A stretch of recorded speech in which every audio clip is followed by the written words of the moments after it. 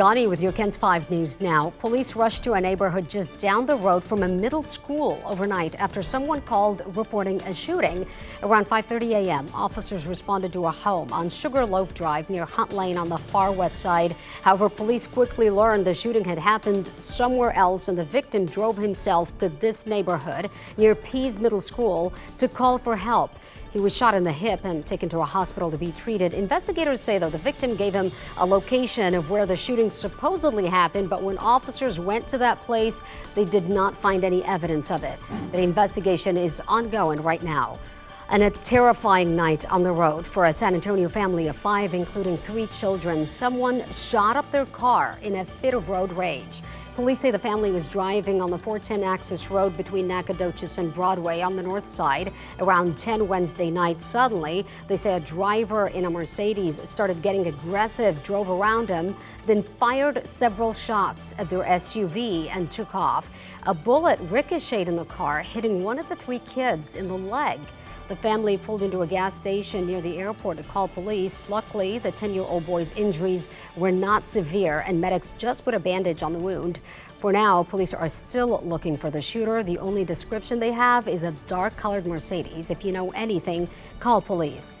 Uber is implementing new measures to give passengers safer rides, especially women. The company says riders will now have the option to customize their safety preferences.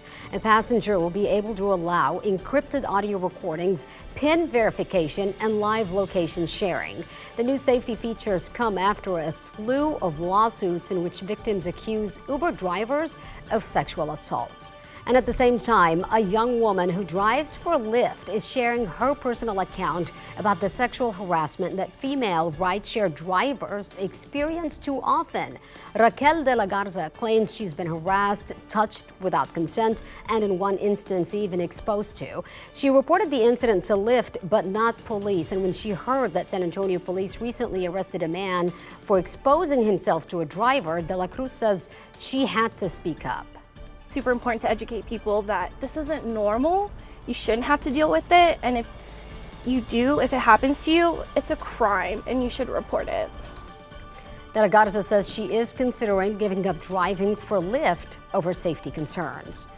Car thefts in San Antonio have been on the rise, and this week police were able to recover several stolen cars from the south side.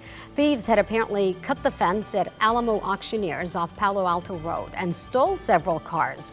Police were able to make one arrest and say that person helped them locate the stolen cars in a neighborhood off I-35 just 3 miles away. Officers ended up recovering 2 more cars and arrested 2 more people. Meanwhile, drugs, cars, and guns are off the streets after a raid on a southwest Bexar County home on Wednesday. The Bexar County Sheriff tells us this bust could have connections to Mexican drug cartels.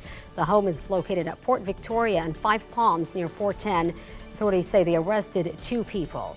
$500,000 is on the table in San Antonio, allocated to reproductive education and rights. But city council members are still split on how exactly that money should be spent.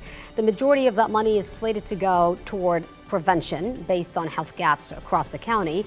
Health district leaders recommended $100,000 be used for direct services, which includes out-of-state transportation for abortion care, which some council members disagreed with.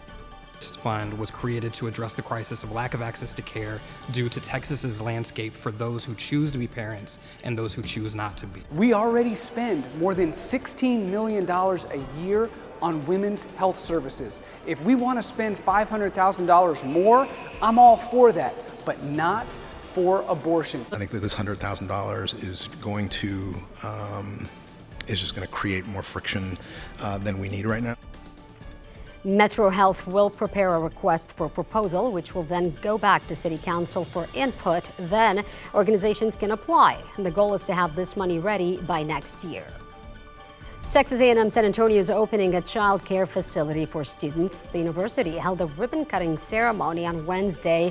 That program is called Young Jaguars, and child care is free for students who are eligible for a Pell Grant or single parents.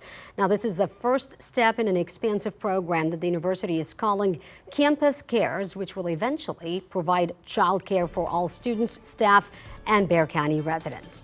And that is your KENS 5 News now. I'm Sarah Frugani.